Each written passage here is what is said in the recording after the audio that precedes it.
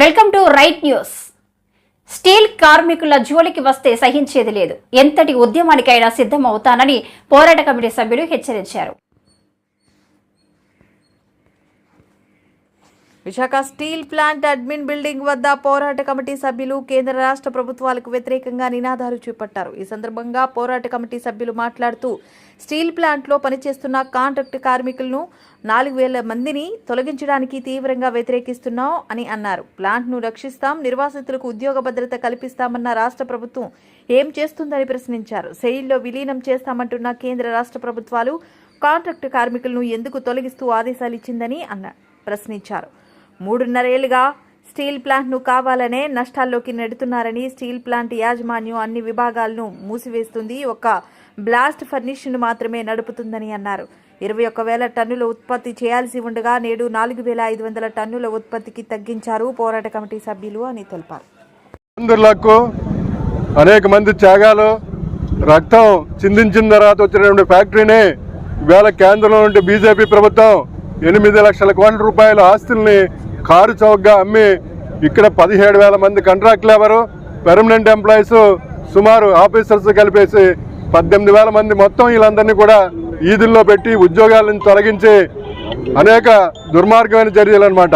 ఇవాళ 4,500 మంది కుటుంబం ఎవరైతే ఉన్నారో కాంట్రాక్ట్ లేబర్ ఇక్కడ 1,00,000 మంది ఉన్నారనమాట.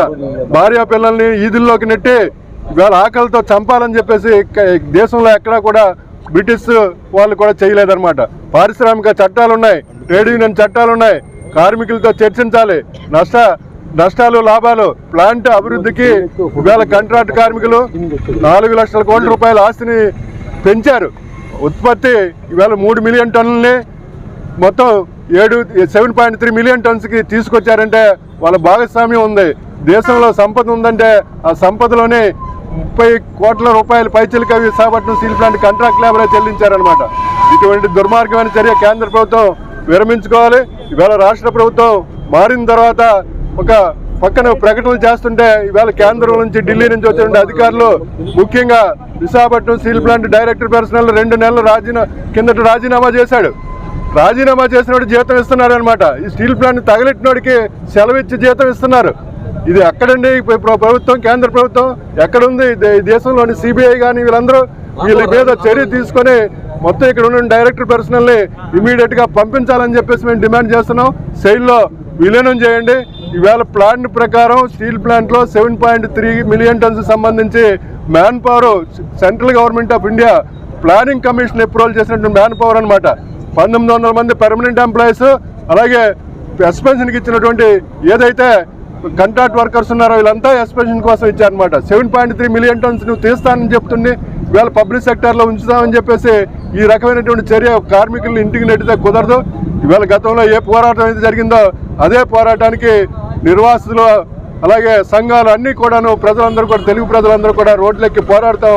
ఇది రాష్ట్ర ప్రభుత్వం అత్యవసరంగాను సమావేశం పెట్టి యజమాన్యం యొక్క ఆంక్షలు ఏపడుతుందో ఆంక్షలన్నింటినీ తొలగించేలాగా పూర్తి అయ్యే వరకు కూడా మేము ఈ పోరాటం రేపటి నుంచి వీధుల్లో పెద్ద ఎత్తున జరగబోతుందని చెప్పేసి ఇవాళ కేంద్ర ప్రభుత్వానికి హెచ్చరిస్తున్నాం.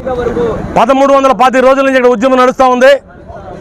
ఈ ఉద్యమ నేపథ్యంలో తెలుగు ప్రజల మద్దతుతో ఉద్యమాన్ని ఇక్కడ నడుపుతా ఉన్నాం. రాష్ట్రంలో ప్రభుత్వాలే మారినాయి. ఈ నేపథ్యంలో మొత్తం పూర్తి స్థాయిలో 3 బ్లాస్ట్ పద్ధతులు నడపాలని చెప్పేసి, యువతకు ఉద్యోగ అవకాశాలు కల్పించాలని చెప్పేసి, అట్లాగే స్టీల్ ప్లాంట్ సెయిల్లో విలీనం చేయాలని చెప్పేసి డిమాండ్ చేస్తూ ఉద్యమం కొనసాగుతూ ఉంది. ఈ నేపథ్యంలో కేంద్ర బీజేపీ ప్రభుత్వం ఢిల్లీ నుంచి పెత్తనం చేస్తూ